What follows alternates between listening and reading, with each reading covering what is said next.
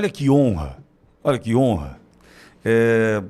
Eu me lembrei ontem de um momento, dia 26 de novembro de 2023, Borgo e eu estávamos na Avenida Paulista, ali tentando se esconder do sol no vão livre ali do MASP, e aquela multidão de uma manifestação logo após a morte do Clezão, e aí a gente tinha um corredor de acesso ao caminhão de som, e pelo corredor passou um homem, que eu falei para o Borgão, Borgão, olha ali o doutor Sebastião Coelho. Lembra disso? Lembro.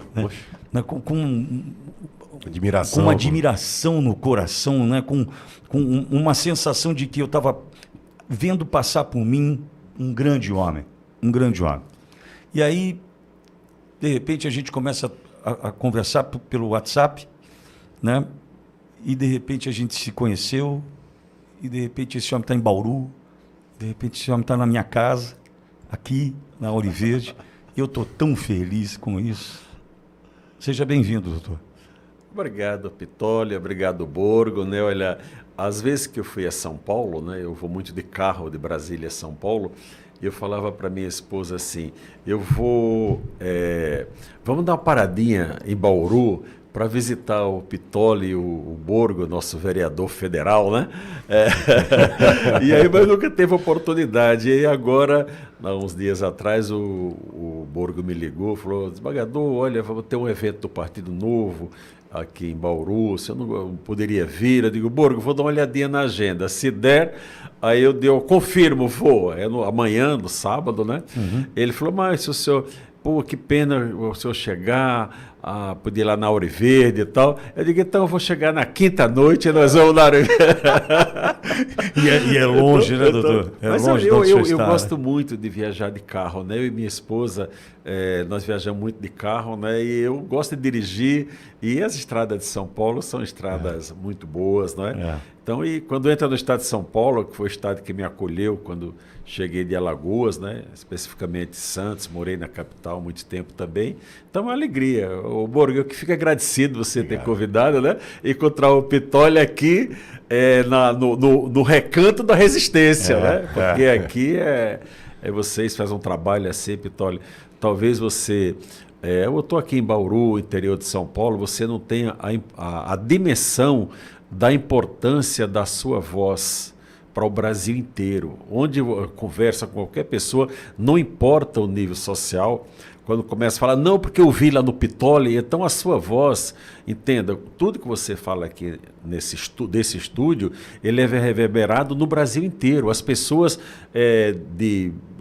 que conhecem muito de conhecimento jurídico e tal, e a pessoa simples. Você conhece com a pessoa que está limpando ali? Não, porque eu vi no Pitolli, entendeu? Então, essa aqui é uma rádio, é a sua voz, né? Porque rádio existe muitas, meio de comunicação existe muito. Agora, a questão toda, Borgo, é a credibilidade, né? Eu sempre tive uma máxima comigo quando falava, olha, foi dito tal assunto, né? Aí eu falava assim, quem disse? Porque dependendo de quem disse, você não vai nem perder tempo, vai se incomodar com quem falou, olha, jornalista, tá, essas pessoas que vivem na folha de serviço do governo federal, eu quero lá saber o que elas... Não me interessa a opinião delas, né? Então, eu também alonguei, mas é dizer da minha satisfação de estar aqui na sua casa, conheci sua esposa ontem, a Sil mandou um abraço também, a esposa Marcela, esposa do Borgo, conheci. Foi uma honra foi uma alegria estar com vocês. Foi uma honra para mim recebê-lo ontem, doutor. Doutor, se incomoda da gente falar da vida? De tudo. Às vezes eu vou com alguma entrevista, a jornalista pergunta, Doutor Sebastião, posso perguntar tal assunto? Diga, minha querida ou querido, você pode perguntar o que você quiser. Sabe por quê? A gente, o tamanho, né, a importância do senhor também nessa nossa luta para abastecer, inclusive, um Brasil de esperança, a partir de falas pontuais, decisões que o senhor tomou recentemente, que nos trouxe força.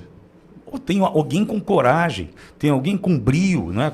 com a habilidade necessária para que a gente tenha disposição para lutar. O senhor representa isso para nós hoje. Mas como se deu a construção dessa história? Por que eu lhe pergunto isso? Nós conhecemos o desembargador, doutor Sebastião Coelho, né?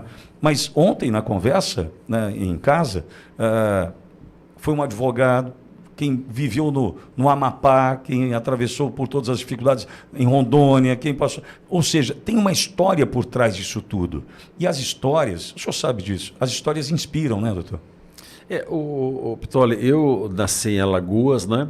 Mas fui criado em Pernambuco. Como chama a cidade mesmo? É Santana do Ipanema. Santana do Ipanema. Santana do Ipanema, né? E cresceu, vi até que estão construindo Rodoanel em Santana do Ipanema. Conversamos disso ontem. Os absurdos, não é? E eu fui criado na roça com minha avó, né? Lá em Pernambuco, né?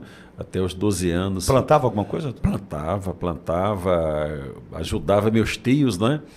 Na colheita. Eu colhi muito café ouvindo Luiz Gonzaga, né? Aquele balaio que a gente chamava de balaio aqui amarrado. Desculpa a indiscrição, o senhor está com 70 anos. 70 anos. Então posso voltar 70 anos, mas pode, mais 12, fazer as contas então, de tempo para a gente imaginar onde a gente está no tempo. Eu trabalho desde os 6 anos de idade. O trabalho não mata ninguém. O trabalho, ele caiu um braço, caiu a perna, não? Não, nada. O trabalho, ele é necessário. A pessoa, hoje um adolescente, ela não pode trabalhar, é menor, não. O trabalho, a pessoa vai criando perspectiva de vida. Quando eu retornei a morar com meus pais, né? Minha avó, quando me pegou para criar, ela já tinha 76 anos. Minha mãe achava que ia morrer e me deu para minha avó. Ela não morreu do parto, tanto é que teve mais 5 filhos depois, né? Como ela tinha muitos, meus pais tiveram 15 filhos. Eu sempre erro se foram 15 ou 16, né? Mas como diz lá no Nordeste, sobreviveram 12, né? 12. E desses 12... um morreu muito cedo, novinho. Desses 12, 4 surdo-mudos. Nossa. 4 Minha mãe é uma mulher negra, analfabeta, né? Meu pai era um trabalhador da DNR, né? De tapar buraco na estrada, né? Passava a semana na estrada tapando buraco, né? E eu voltei lá, comecei a trabalhei em oficina mecânica, lavando peça de automóvel com gasolina, né, para tirar aquele óleo. Depois fui auxiliar de soldador e foi até que fui trabalhar no ginásio da cidade, foi meu primeiro emprego. Registrado, deveria ser 2, mas o registro é 1º de janeiro de 1970. É meu registro da carteira profissional. Não é? 15 anos de idade. Ia fazer 15 anos de idade, né? Foi meu primeiro registro. E estando lá no interior de Alagoas, na nossa condição, como eu que era conhecido, todos nós, né? O irmão dos mudos.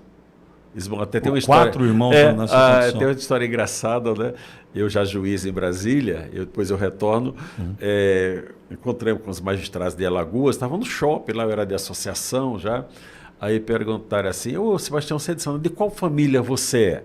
Eu falei, eu sou da família dos mudos. Aí ele ficou assim sem entender, né? Aí eu expliquei o que era, né? Então, não foi de família tradicional, nada. Pessoas sobreviventes. Sobreviventes. Então, desculpa, mas o irmão, como disse o Dr. Sebastião Coelho, o irmão dos mudos é o homem que deu voz aos silenciados do Brasil. Pois é. E é bênção de Deus, né? Ao destino, porque meus irmãos mais velhos, surdo-mudos, eu falando, e depois de mim, surdo-mudo também. Né? Então, Deus tinha um propósito para eu ser o porta-voz deles, vamos dizer assim, não é?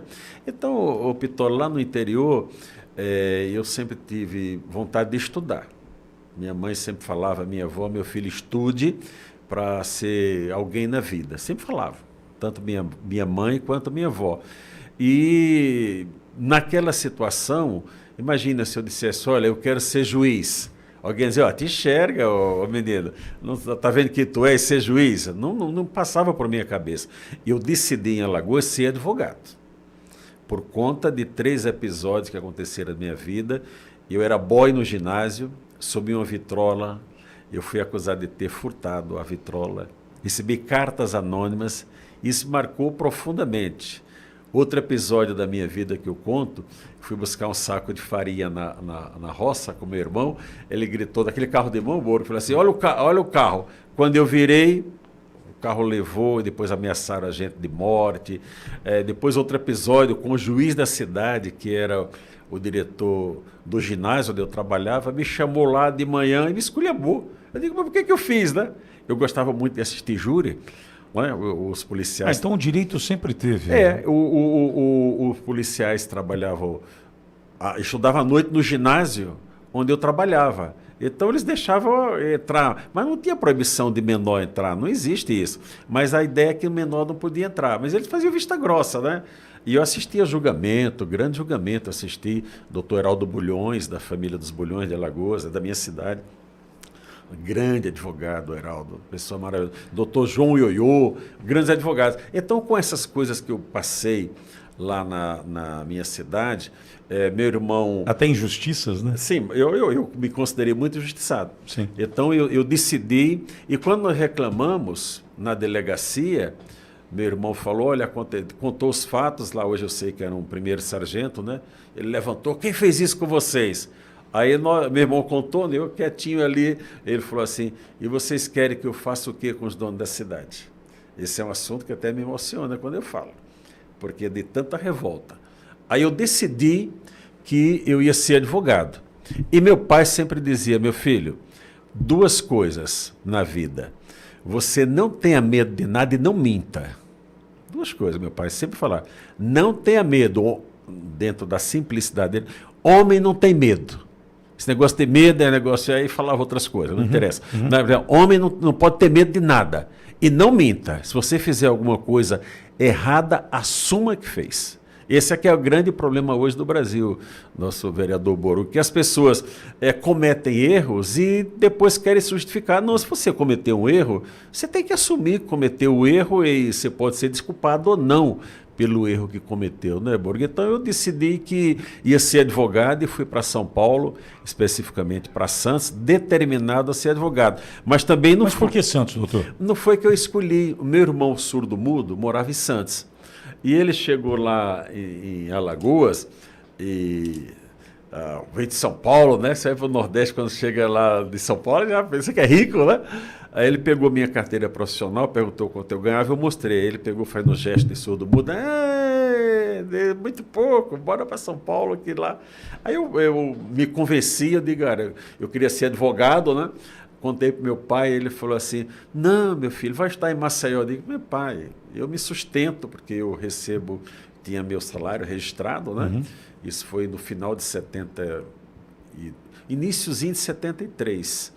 Eu estava 3 anos trabalhando, e coisa de 15 dias eu estava pegando o ônibus indo para São Paulo. Então fui para Santos, lá para Santos. Meu irmão morava no Morro de São Bento, que é bem na entrada de Santos, então moramos no Morro lá.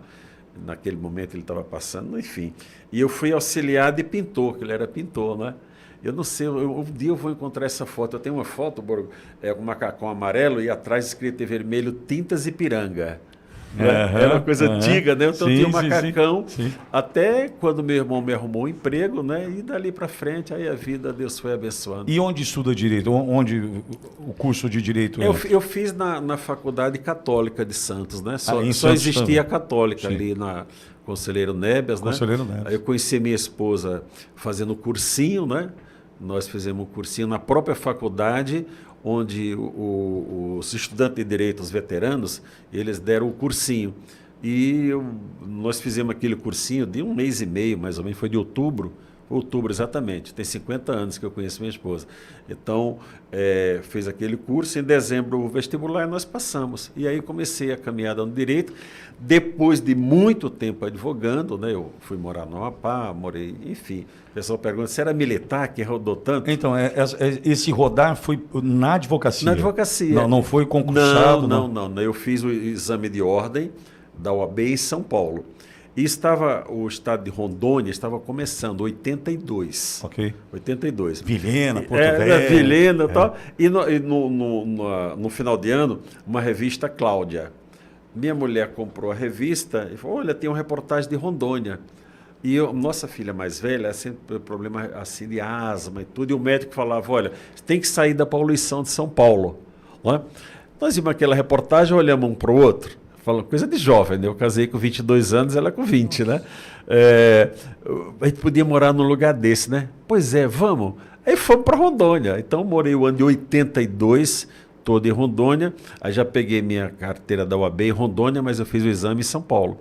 Né? Eu morei lá 1 ano e retornei para São Paulo e não me acostumei mais. Eu falei, pô, estava tão bom lá, um lugar pequeno.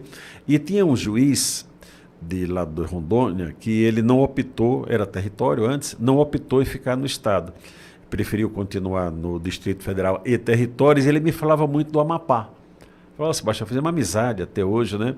E eu liguei para ele, eu falei, eu ia dizer, Douglas, olha, eu tô Douglas Evangelista Ramos, se estiver vendo aí, Douglas do Amapá, meu abraço para você. Liguei para lá, não tinha celular. Não, doutor Douglas não está aqui não, está no Amapá. Eu não tive dúvida, peguei um ônibus de São Paulo, fui até Anápolis, peguei outro ônibus, fui até Belém, e para pegar o barco para Macapá. Quando cheguei lá, o barco tinha saído, só ia ter outro 24 horas depois, 40 horas. Então, todo o dinheiro que eu tinha, acabei investindo numa passagem de avião para chegar, que lá em Macapá só chega por avião ou por barco. E assim fiquei no Amapá de 84 a 91. Ainda advogando? Advogando. Aí em 91... 91 foi o primeiro, teve eleição em 90, e 91 foram os primeiros concursos do Estado. Eu só advoguei. Não é? E quando nos concursos eu fui aprovado para juiz em Brasília e no Amapá. E deixei que uma decisão familiar. Eu falei para minha mulher, eu gosto muito do Amapá, mas gosto de Brasília, porque o tribunal era Brasília, então eu sempre ia para Brasília fazer instituição oral e decidi ir para Brasília. Quando eu já estava em Brasília, saiu o resultado do concurso de promotor. E era, se não me engano, não sei se era 8 ou 11 vagas de procurador de justiça. Então, os primeiros lugares do concurso tomaram posse como promotor e 3 dias depois, eu não sei quantos dias ali, já foram promovidos a procurador de justiça. E eu já estava em Brasília e quando saiu o resultado, Deus abençoou, eu fui o primeiro lugar do concurso. Então, poderia ter, em 91, já ser procurador de justiça. Mas nós estávamos em Brasília, ficou aquela, Sebastião vai voltar para assumir e tal. Eu falei, não vou voltar. Eu mandei uma correspondência, não, realmente não vou assumir, pode andar a fila, botar o outro na vaga. E foi assim, estou em Brasília agora em outubro, dia 8 de outubro, este mês, né? Tomei posse dia 11, cheguei dia 8, estou há 34 anos em Brasília, sou muito feliz, sou cidadão brasiliense, tenho o título dado desde 98 pela Câmara Legislativa, né? Minhas filhas cresceram lá, meus netos todos nasceram em Brasília. Se você perguntar se é um cidadão da onde, eu digo, olha, eu sou cidadão de Alagoas, sou de Pernambuco, porque me criei em Pernambuco, sou cidadão de São Paulo, porque aqui em São Paulo foi onde eu tive a oportunidade de estudar, e quem não estuda não chega a lugar nenhum, e essa é a minha preocupação com meus irmãos nordestinos, né? E sou cidadão de Brasília e sou cidadão do Amapá. Então eu posso dizer assim com tranquilidade é um brasileiro. que 5 estados do país eu me sinto integrado a todos eles. Agora, doutor, e nisso tudo, já na magistratura, né? A magistratura, ela exige muito daquele que opta pela carreira. E uma das coisas, talvez a mais importante, até eu uso o termo de circunspecção, que é longe dos holofotes, longe do protagonismo, com uma vida que tem algumas regras, né, algum código de conduta muito diferente das outras profissões. O senhor se entendeu bem com isso? Totalmente. Quando nós assumimos, eu fui dirigente da OAB enquanto advogado, eu fui conselheiro seccional do Amapá. Quando eu assumi como juiz, eu estava exercendo o mandato de conselheiro federal da OAB. Naquela composição que teve o Marcelo Lavaneri, que faleceu recentemente como presidente, foi aquela composição do Conselho Federal que desceu ali a esplanada, todos de braços dados, para protocolar o impeachment do presidente Collor em 92, não é? Se eu não tivesse tomado posse como juiz, eu estaria naquele grupo descendo lá para o Congresso Nacional para protocolar o pedido de impeachment. Então, o magistrado... Saudades dessa OAB. Desse tempo, né? Ali era o OAB para valer. Hoje a OAB é irrelevante, não é? Doutor Beto Simonetti, entenda o que estou dizendo para o senhor. O senhor e seu grupo tornaram a OAB irrelevante. Entendam isso, né? E eu sempre entendi e vi que o juiz é uma pessoa, por natureza, isolada. Necessário. O juiz tem que ter contato com outros juízes. Nem com o promotor o juiz deve ter muita amizade. Sou sincero dizer isso, porque passa a achar que o que pede... Eu dizia para um amigo meu, promotor, grande amigo, né, Zé Fulano, o grande problema do promotor é que ele apresenta uma denúncia e ele acha que é uma ação transitada em julgado, e não é. A denúncia nada mais é do que uma proposta de prova. Não é? Então, o juiz é o juiz, cada um tem que exercer a sua função. Não é? Então, eu sempre aprendi que o juiz, e eu posso garantir que a maioria dos juízes do país assim se comportam. O juiz ele tem 3 preocupações. A primeira é dar a decisão o mais rápido que ele conseguir. Atender àquela demanda. Pode ter um ou outro que não cumpra, mas como existe em todas as profissões. Se preocupa com, será que o CNJ vem atrás de mim por alguma forma? Então eu tenho que trabalhar mesmo. A segunda, atualização. O juiz tem que estar sempre de olho na Constituição. O nosso vereador Borgo, não me canso de dizer sempre, nosso vereador federal, que eu quero vê-lo em Brasília, deputado federal em 2027, lá ganhar em 26, né? Está atualizado com a legislação. Atualizado, mudança constitucional, mudança na legislação. E a terceira preocupação é a preocupação salarial. Porque o juiz ele só tem o seu salário. Então é sempre, olha, tem algum atrasado para receber? Tem algum direito? Isso faz parte da vida do juiz. Fora disso, não faz parte. E existem aqueles que se dedicam à vida acadêmica. Tá certo? A vida acadêmica antigamente era para dar aula em faculdade, né? Aula em faculdade.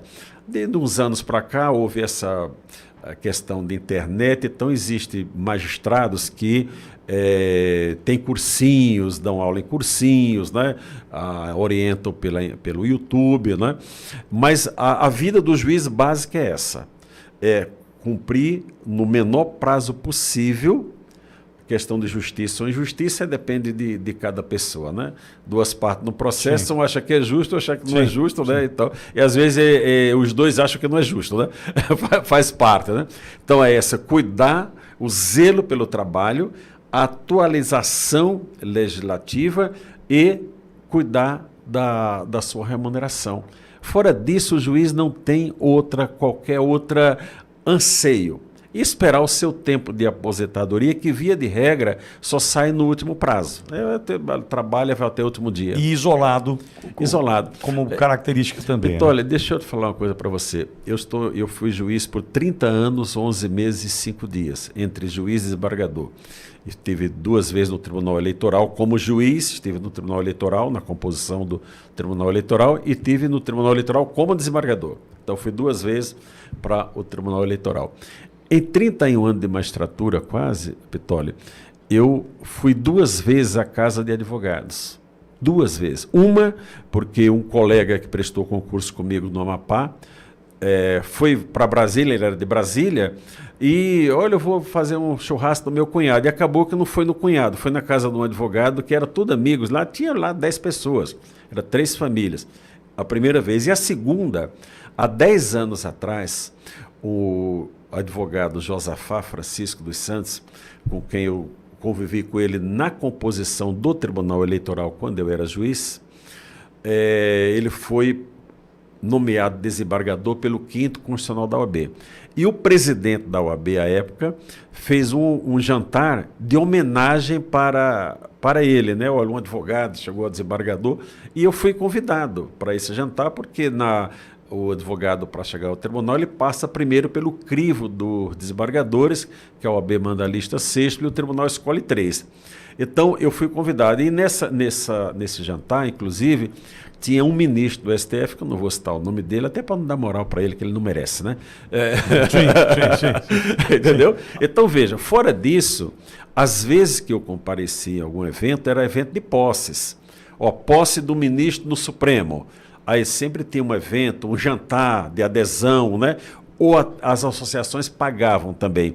Veja que o ministro Fachin agora, quando assumiu, ele não quis festa, né? As associações propuseram e ele não quis. Então, nesses eventos eu participei. Por quê? Porque nos 30 anos fiquei na magistratura, 20 anos eu exerci mandatos lá. Eu fui diretor da minha associação por 8 vezes, fui presidente 2 vezes. Né? Então, o juiz, nós aprendemos, eu já sabia disso como advogado, e a Loman, ela é bem clara. O juiz, ele só fala, ele não fala.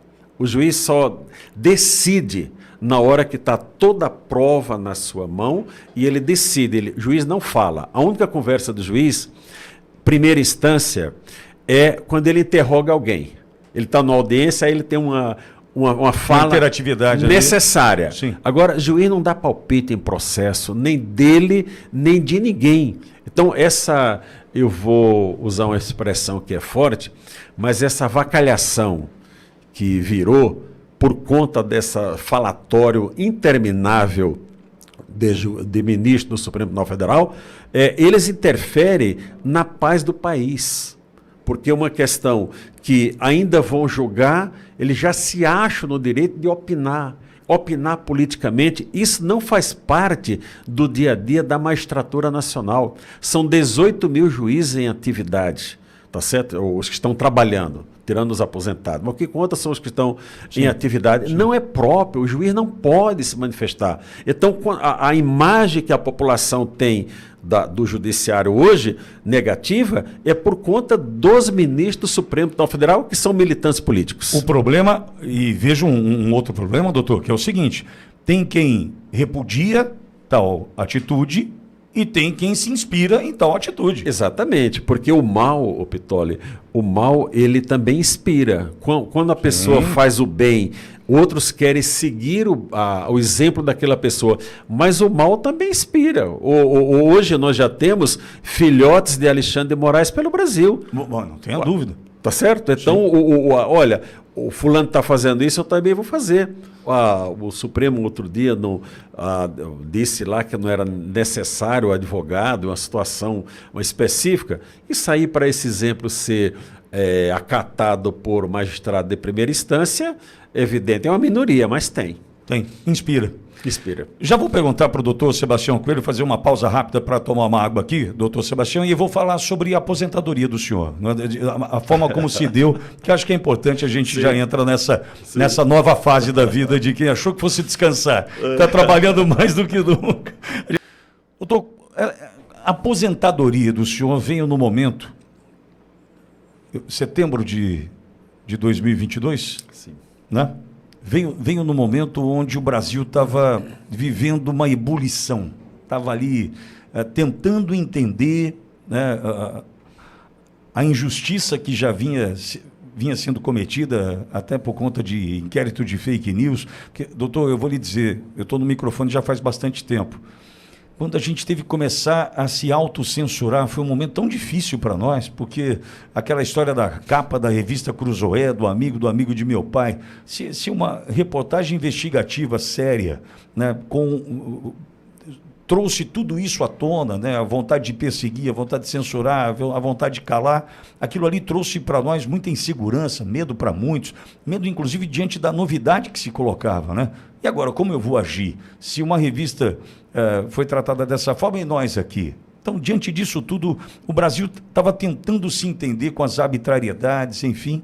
E aí surge, né, um homem chamado Sebastião Coelho e toma uma decisão que é uma aposentadoria fora do momento, porque entendo eu que não estava no plano, não era vou me aposentar agora, vejo dessa forma, até pela saúde, pela garra e disposição que o senhor tem, mas em função de não querer fazer parte de algo que lhe incomodava. Como é que o senhor toma a decisão diante de uma carreira, né, séria, uma carreira vitoriosa dentro da magistratura, entendo eu, respeitada? Como é que o senhor toma essa decisão? Por que o senhor tomou essa decisão? Pittoli, as pessoas hoje me veem como algumas, né? Olha, ele é uma pessoa contra o Supremo Tribunal Federal. Não sou. E lembrei de um episódio agora, quando eu era presidente da associação, era presidente Dilma à época, e estava o auge, o juiz Sérgio Moro. Houve manifestações no Brasil inteiro. Eu, como presidente da associação, nós fomos todos magistrados para a frente do tribunal, todos de toga, apoiando as ações da justiça do ministro Sérgio Moro, quando à época o senhor Lula disse que o Supremo Tribunal era uma corte acovardada, lembra disso? Lembro. Aí nós fomos ali em apoio ao Supremo Tribunal Federal, porque até aquele momento o Supremo não era um tribunal militante como é hoje. Então, quando eu falo desse tema, ele é um tema muito sensível, mas eu tenho que falar. Incomoda, porque eu fui um membro do Poder Judiciário por mais de 30 anos. Fui desembargador, fui corregedor do Tribunal Eleitoral, enfim, estive na Corte Eleitoral há muito tempo. Não é? Então, o que aconteceu? Eu estive na posse do ministro Alexandre de Moraes, dia 16 de agosto de 2022. Como o ministro Lewandowski, salvo engano, o próprio, não sei se o presidente à época era o Fachin, foram 2 ministros do TSE ao presidente Bolsonaro levar o convite, o Borgo, em mãos, para que o presidente comparecesse à posse do Alexandre de Moraes no TSE em 16 de agosto de 22. Eu falei, bacana, eles foram lá convidar o presidente, então vamos ter uma nova fase de relacionamento, fiquei feliz. Mas quando eu cheguei lá na posse do ministro Alexandre de Moraes, eu estava dentro daquele salão principal, porque eu era o corregedor do Tribunal Eleitoral de Brasília, vice-presidente e corregedor. O ministro começou o discurso falando de liberdade, e eu falei, caramba, estou aplaudindo, é isso mesmo. Até que ele chegou no ponto e falou, a liberdade, mas a liberdade... Lembra disso? Começou a fracionar a liberdade. Mas Sim. a liberdade, porém... Aí eu falei, aí não dá. E aí eu fiquei olhando, né? Ele fez algumas frases lá que todos levantaram, só quem não levantou foi o presidente Bolsonaro e os ministros que estavam com ele ali. Eu estava lá umas 10 fileiras atrás, mais ou menos. Eles levantaram do meu lado e eu não levantei também, não. Eu digo, eu não vou aplaudir uma coisa dessa. Fiquei e achei... eu podia falar uma palavra mais forte, mas achei um desrespeito você convidar alguém para a tua casa e ofender a pessoa dentro da tua casa. Desrespeito. Não é? Então, por quê? Ele não deveria, não convidasse, então, mandasse um convite. Então, ele induziu com a presença deles lá com o presidente Bolsonaro, a que o Bolsonaro fosse até aquela posse, né? E ele começou falando as coisas que eram contra o governo, né? E eu fiquei olhando aquilo e falei, isso não está certo. Fui para casa depois da solenidade, não cumprimentei ninguém lá, naquela fila de cumprimento, não entrei, digo, vou embora. E cheguei em casa, minha esposa já estava descansando, tudo bem. Mas eu fui aquilo no caminho, o motorista que estava comigo, que trabalhou 12 anos comigo, né? O senhor está triste, Sebastião? Eu falei, não, estou pensativo, estou pensando umas coisas aqui. Aí quando na quarta-feira, isso foi uma terça-feira, quarta-feira de manhã, eu falei para minha esposa, olha, minha mulher, vou aposentar. Ela falou, aposentar? Como assim? O senhor poderia trabalhar até os... Até 75. Quando eu saí, poderia ter ficado mais 8 anos. Mais 8 anos. Eu abri mão, não é? E eu digo, não, eu vou aposentar. E por que eu fiz o anúncio de público? Porque eu estaria no mandato como presidente da minha associação. Meu mandato iria até dezembro de 22. Quando eu assumi como corregedor do Tribunal Eleitoral, eu podia ter tirado uma licença, eu poderia ter continuado presidente da associação, mas eu entendi que seria incompatível. Eu, corregedor, vou, de certa forma, dar orientação para os juízes da primeira instância da Justiça Eleitoral e, ao mesmo tempo, eu sou o associado, o presidente que tem um interesse conflitante. Eu resolvi sair e o meu vice-presidente assumiu, que é uma pessoa maravilhosa, o desembargador Carlinhos, que está na presidência até hoje, foi eleito posteriormente. Então, eu poderia ter colocado um requerimento lá no Recursos Humanos. Eu ia receber, vereador Borgo, muitas ligações. Sebastião, os amigos, você está doido, o que você está fazendo, tal. Ia ter que dar milhares de explicações. Como na sexta-feira tinha uma sessão do Tribunal Pleno, que são 48 desembargadores, eu digo, eu vou anunciar na sessão. Aí todo mundo fica sabendo de uma vez. E o que eu falei naquela sessão? Foi aquele vídeo que... eu falei assim, olha, senhor presidente, eu estou anunciando minha aposentadoria. Por quê? Porque há muito tempo não estou feliz com o Supremo Tribunal Federal, e não posso dizer outra palavra, e contei que estive na posse e que eu esperava que o ministro Alexandre de Moraes tivesse feito um aceno de pacificação do país. Mas depois, agora isso é público, né? Eu entendo que ele já estava mal intencionado naquele momento, né? E eu entendi que aquela declaração dele foi uma declaração de guerra ao país. E realmente foi, não é, Pitoli? E fiz esse anúncio deu o quê? 1 minuto e... Nem 2 minutos, né? Foi uma coisa totalmente...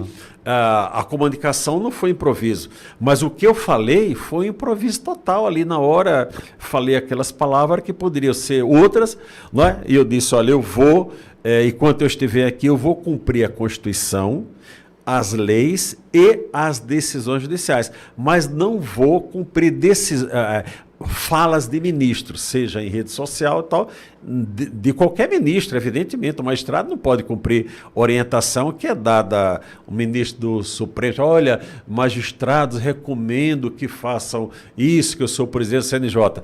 Tem uma resolução especificando? Não tem, entendeu? Então, até ali, o Pitoli e Borgo, eu era uma pessoa absolutamente anônima. Eu nunca tive rede social. Eu tinha no máximo WhatsApp, porque meu genro me obrigou a trocar meu celular. Eu peguei até de graça, eu tinha tantos pontos que peguei o celular, paguei R$50 lá. Eu nunca tive nem WhatsApp. Meu genro que me levou no shopping lá e praticamente, não, o senhor tem que ter um celular com WhatsApp, nem isso eu tinha. Quando eu tomei posse no TRE, como corregedor, Borgo, fiz uma fala rápida, ela disse, olha, eu recomendo aos juízes que não usem rede social nesse período da eleição.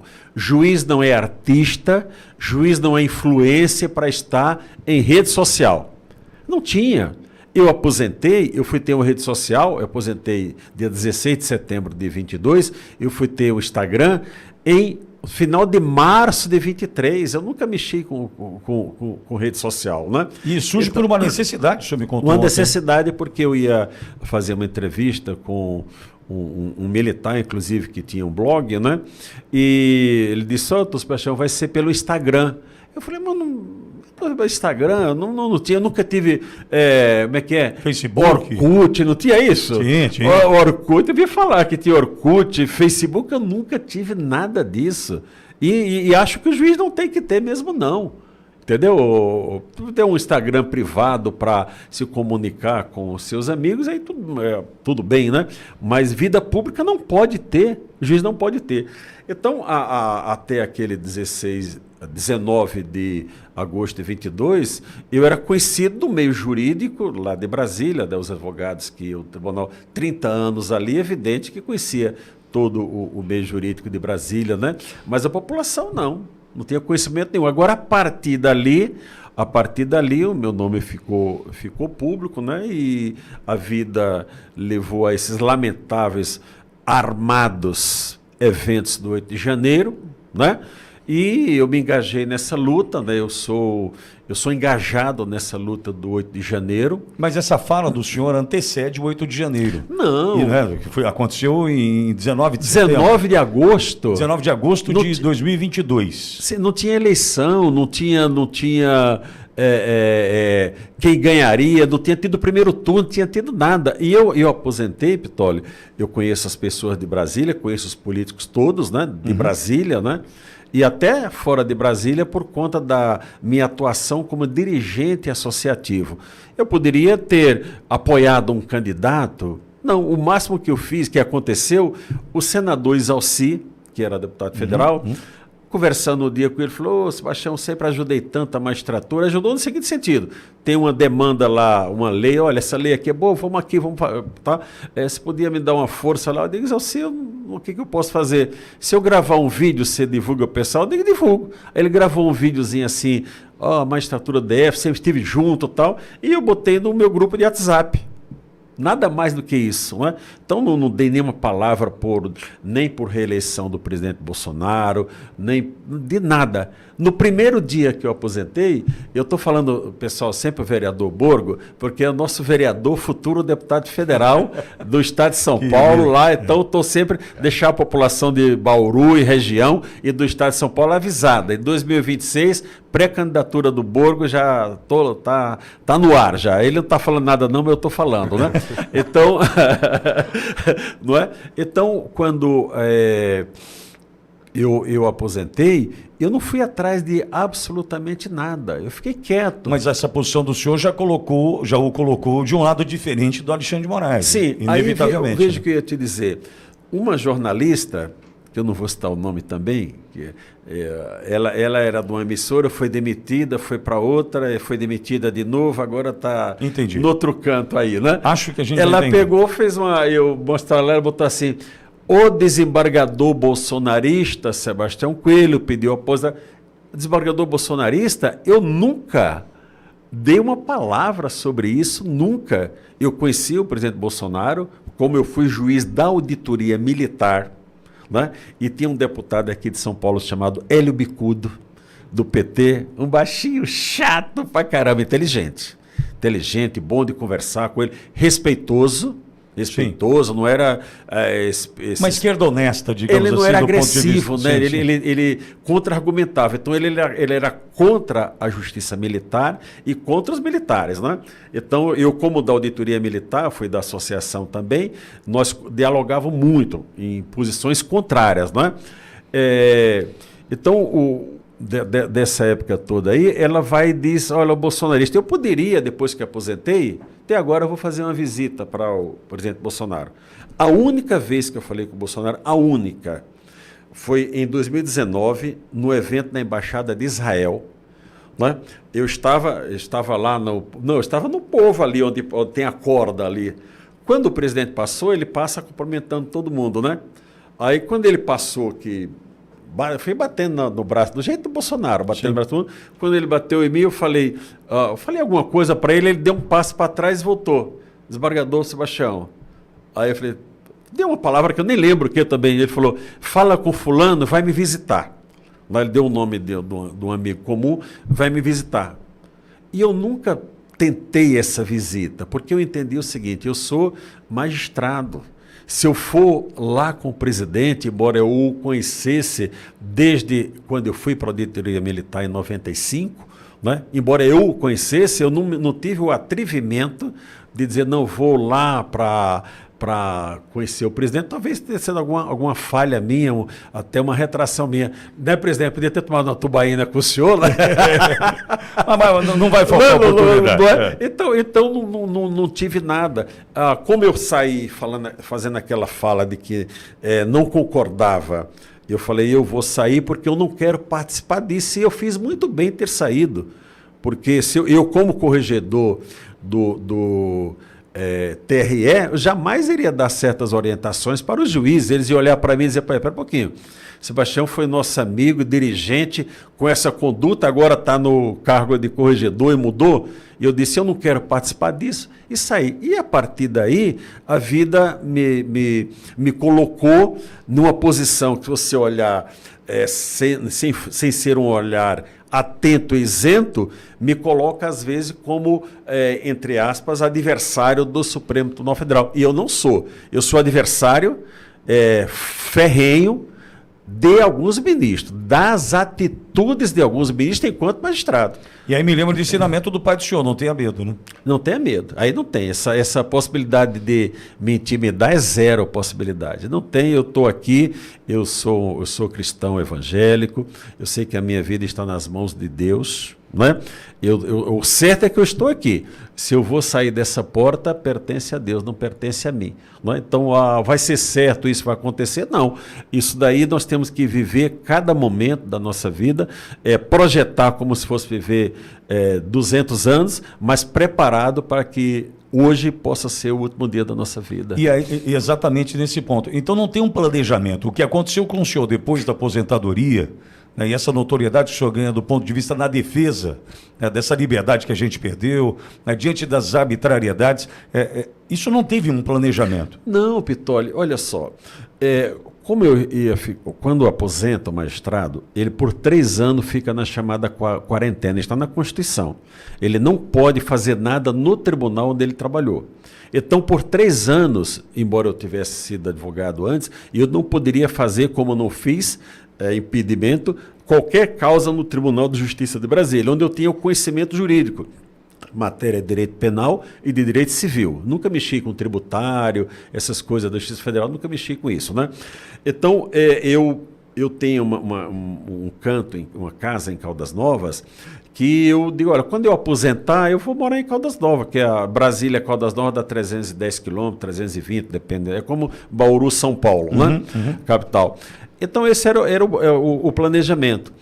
Então, eu passei minha aposentadoria, mais da metade desses 3 anos, em Caldas Novas. O ano passado, praticamente, eu fiquei em Caldas Novas o ano todo, só ia em Brasília quando tinha alguma necessidade, não é? E numa das vezes que eu estava voltando de Caldas Novas, eu e minha esposa, estava o acampamento lá no QG. Eu falei, vamos dar uma olhadinha aqui, era passagem para minha casa. Entramos lá pelo aquele setor dos quartéis, e estava aquela movimentação gigante, chovendo muito. Olhamos e fomos embora, seguindo, não parei nada. No dia seguinte, eu não sei se era sábado ou domingo, mas acho que era um sábado. Eu estava em casa, minha esposa estava descansando, né? E minhas filhas não estavam. Eu estava sozinho, olhei televisão, aí lembrei. Eu falei, sabe de uma coisa? Eu vou dar uma olhada lá no acampamento. Aí eu estava de bermuda, botei o tênis, né? Botei o tênis, peguei um casaco que eu tinha um pouquinho de nylon assim por cima, porque estava chovendo, e fui lá no acampamento. Fui andando por ali, estacionei, cheguei próximo do caminhão de som. Aí, de repente, o moço falou, vamos agora o hino nacional. Aí tinha pessoas falando, né? Cantou o hino nacional e terminou, todo mundo, maior respeito, né?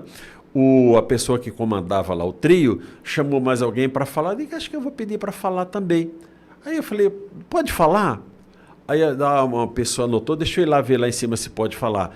Aí a pessoa lá disse, acho que me reconheceu. Né? Me chamou, subi lá naquele caminhão e ele falou, só no meu ouvido, Dr. Sebastião, só não pode falar certas coisas, né? Aí eu ouvi e falei, tá, mas quando você começa a falar num ambiente daquele, não é? Você entende o momento que está acontecendo. E naquela minha fala, eu disse, está gravado, não tem por que não dizer, eu disse que a solução para o país era prender Alexandre de Moraes. E falei outras coisas lá. Não é? E eu estava certo. Ali foi dia 20 de novembro de 2022. E continua certo. Continua. Eu acho que, por justiça, Pitoli, você é contra o ministro? Não, eu acho que o Alexandre de Moraes, como cidadão, como pai, como esposa, ele tem todo o direito de ter a sua vida familiar. A pessoa, você não pode transferir para a família o erro de qualquer familiar. Não pode. Sei que a família dele está punida agora, mas é uma outra história. Não é? E eu fui na audiência pública, por conta daquela manifestação, o senador Girão me convidou para a audiência pública, segundo ele, foi a mais longa lá da história do Senado, né? E lá eu reafirmei tudo que disse. Olha, estão dizendo que eu vou me retratar, alguém falou que em 3 dias eu estava me retratando, eu digo, olha, ao contrário de me retratar, eu estou reafirmando. E mostrei na lei, olha aqui a lei 9477, aqui é abuso de autoridade, aqui é tortura, tudo com embasamento jurídico. Eu não falo coisa ao vento. Às vezes eu falo algumas coisas e não dou os artigos, porque nós temos que entender, a população tem que entender, quem está nos assistindo agora, mando um abraço mais uma vez para a audiência do Pitoli no Brasil inteiro, quem está nos assistindo tem que entender o que nós estamos falando. Não adianta eu chegar aqui e contar, porque é o embargo, o que é isso que vai acontecer? Quando criou o Tribunal do Amapá, eu morava lá, as pessoas o que é essa história de desembarcador? Não sabia nem o que era desembargador. Sim. Mas, então, muitos não sabem, o juiz para o desembargador. Exatamente, nós temos que nos comunicar com a população tem que entender o que está acontecendo. E voltei para Caldas Novas tranquilamente e aconteceu 8 de janeiro. E me convidaram para um evento no Senado. A Gabriela Ritt, que é uma menina brilhante, que está lá nos Estados Unidos, o Ezequiel, a Carol, eu os conheci nesse evento que aconteceu na Biblioteca do Senado. Fui lá, teve uma apresentação, tudo, eu estive lá com eles, e eu passei, no primeiro dia, quando as pessoas retornaram daquele campo de concentração da Polícia Federal, que sequestraram as pessoas, aquele covarde daquele general Dutra lá que enganou todo mundo, né? Não foi promovido, né, general? Já fiz um videozinho para o senhor, bem feito, né? Enganou as pessoas. quando elas foram levadas para o presídio feminino, eu estive lá no presídio feminino. Estive lá no presídio feminino e a juíza da vara de execuções chegou e permitiu que eu entrasse, né? Aí eu era advogado já, né? Enfim, mas eu não estava defendendo ninguém. Eu fui lá ver as condições do que estava acontecendo. E até fiz um vídeo dizendo, olha, pessoal, fiquem tranquilos, porque a juíza, a doutora Leila, uma moça brilhante, né? Está aqui, ela está verificando todas as condições. Aí tinha gente do Ministério da Justiça. Aquilo foi um desespero, sabe, Tolly? E a partir dali eu me engajei na causa. Eu sofro todos os dias pela causa do 8 de janeiro. Posteriormente veio essa armação contra o presidente Bolsonaro e os demais estão condenados. Isso é uma armação completa, né?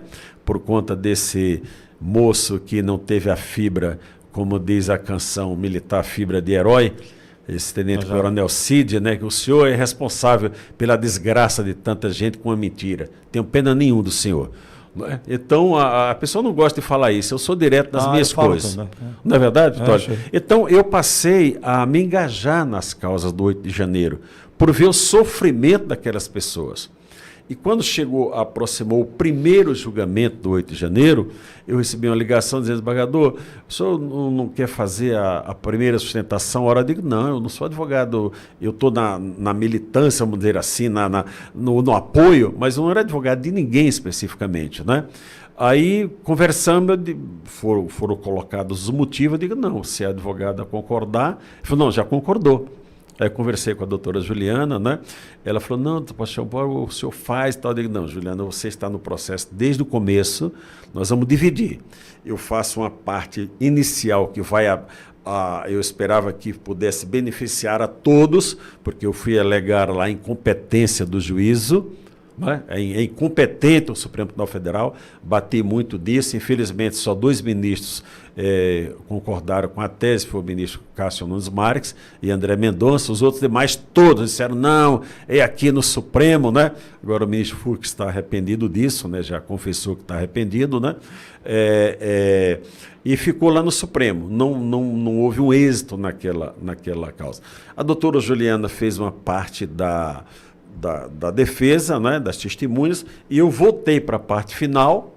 Onde tem aquela célebre frase. E onde eu tive aquela frase, você me ligou em seguida, né? E eu falei, olha, quebraram meu sigilo bancário, eu vou apresentar e te mandei minha declaração de imposto de renda. Conta desse bastidor, doutor, com relação a essa... O senhor foi colocado o senhor, prestes a ir para a defesa, saiu uma notícia do G1. Acho que nós estávamos sentados ali, eu era o primeiro a falar dos advogados. Naquele momento? Naquele momento. Foi marcado para 9 da manhã, mas começou mais tarde. O subprocurador-geral da República estava justificando por que deviam ser condenados. Ele falando, e eu lá ouvindo, já tinha minha defesa pronta, mas estava atento. O meu colega do meu lado, doutor Edson Marques, falou assim, doutor Sebastião, o senhor viu essa notícia? Eu falei, que notícia? Eu estou inocente, né? Ele falou, puxa, para que eu fui falar? Eu digo, conta logo, é boa ou ruim, né? Aí ele mostrou, né? Aí tinha lá, CNJ abre processo contra o desembargador Sebastião Coelho. Aquilo foi um baque, né? Se eu não tivesse a experiência de vida, digo nem jurídica, a experiência de vida, né? Borgo acostumado a levar porradas, né? Na vida, né? Eu teria desabado, meu Deus, adia aqui o julgamento e tal, né? Mas aquilo ali, Borgo, deixa eu te falar uma coisa, Tolly, na boa, você me leva até a camisa, na marra não leva, isso aí é tranquilo. Você dialogando comigo, me convencendo, você pode levar, eu fazer muita coisa. Agora, na marra, ninguém faz nada comigo. Eu não tenho... E eu falei naquela hora lá, eu falei, olha, eu já estou com tantos anos de idade, alguns problemas de saúde que tenho, não é? Vou fazer brevemente o cateterismo, colocar um stent, né? Mas eu considerei que aquilo é uma intimidação. Imagina, o ministro... Programada, né? Programada. Veja só, eu aposentei dia 16 de setembro de 2022. Nós estamos falando de 13 de setembro de 23. Um ano depois. Um ano depois, aí vai abrir um processo. Um ano depois, lá, O senhor sentado ali... Sendo que o ministro já estava no cargo desde o agosto do ano anterior. Tá certo? Aí, na hora que eu vou fazer a citação oral, ele abre às, se não me engano, quase 8 horas, 12 minutos depois, ou 9 minutos depois, estava no site do G1, dizendo aquilo. Então, me dirigi à ministra Rosa Weber, e eu disse que considerava aquilo uma intimidação, falei com muita tranquilidade, mas que ninguém me intimidava, e não intimida. Não intimida. O que pode acontecer de mal em nossa vida? Nós estamos sujeitos à prisão arbitrária, não é? Ou morrer, né? Isso faz parte da vida. O morrer é certo, né? Arbitrariedade, nós hoje temos que dizer, olha, até aqui nos ajudou o Senhor.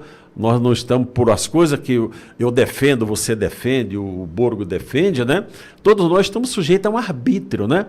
Um arbítrio. E aí eu me pergunto, você programou falar que eles eram odiados? Não. Eu tinha a informação. A Bíblia diz que a boca fala do que está cheio o coração. Eu tinha informação de conversando com pessoas nas ruas, esses ministros, coisas até horríveis que pessoas falavam e ainda hoje falam sobre os ministros, coisas horríveis. Né? Não é bem assim, a legalidade é que tem que acontecer e tal.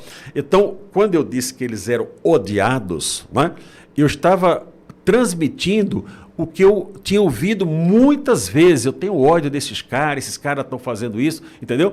E eles não tinham feito tanto quanto já fizeram depois daquilo, né? Sim. Então, aquela frase eu disse com toda tranquilidade, porque eu entendi que eles eram odiados e hoje eles são mais odiados ainda. E a prova que eles são odiados é que nós estamos pagando um custo altíssimo para a segurança deles e dos familiares. A população brasileira... Em Brasília, nós encontrávamos os ministros nas livrarias, tomando um café ali no sábado, era tradicional isso, um sábado de manhã, lá no prédio um setor chamado CONIC, né? Tem o Conjunto Nacional, o CONIC, nas livrarias, sem encontrar, o doutor Borgo, o ministro, trocar uma ideia ali, ou como vai, o advogado, sem segurança, sem nada. Hoje não. Hoje eles andam de carro blindado, um carro na frente, eles no meio, um carro atrás, e a população pagando. Por conta de quê? Das ações deles. E essa frase mudou alguma coisa na vida do senhor? Olha, me tornou conhecido no país, porque eu entendi da repercussão que deu, que muitas pessoas gostariam de ter dito aquilo. O senhor verbalizou que muitos queriam, né? Foi, tanto é que eu tinha no meu Instagram 47 mil seguidores, né? E em 2 dias tinha 250 mil seguidores. Né? Então as pessoas quando me encontram falam, doutor Sebastião, o senhor teve coragem de falar? Eu digo, deixa eu te explicar uma coisa. A vida nos dá oportunidades, então nós não podemos perder as oportunidades, tem que ficar atento às oportunidades. E naquele momento foi uma oportunidade de eu falar, mas não foi o mais grave que eu falei. Eu entendo que o mais grave que eu falei naquela sustentação oral no final foi ter dito que eles torturavam os oficiais da PM, porque, e eu me dirigi, isso é tortura, senhor ministro Alexandre de Moraes. Respeitosamente, mas veemente, né? Porque você terá o salário de uma pessoa sem condenação, está investigado, ter o salário da pessoa. Quantos você já ajudou aqui, ô Pitoli? Pessoas que tiveram vidas destruídas injustamente por conta de decisões do ministro Alexandre de Moraes, não é? Então a pessoa pergunta, se arrepende de ter dito aquilo? Nem um minuto. Não me arrependo nada. Eu falei o que era verdade e hoje pode multiplicar, potencializar a questão de que realmente eles são pessoas hoje odiadas mesmo. Eles só são amados pelos parceiros políticos. Porque aplaude. E tem um interesse pessoal.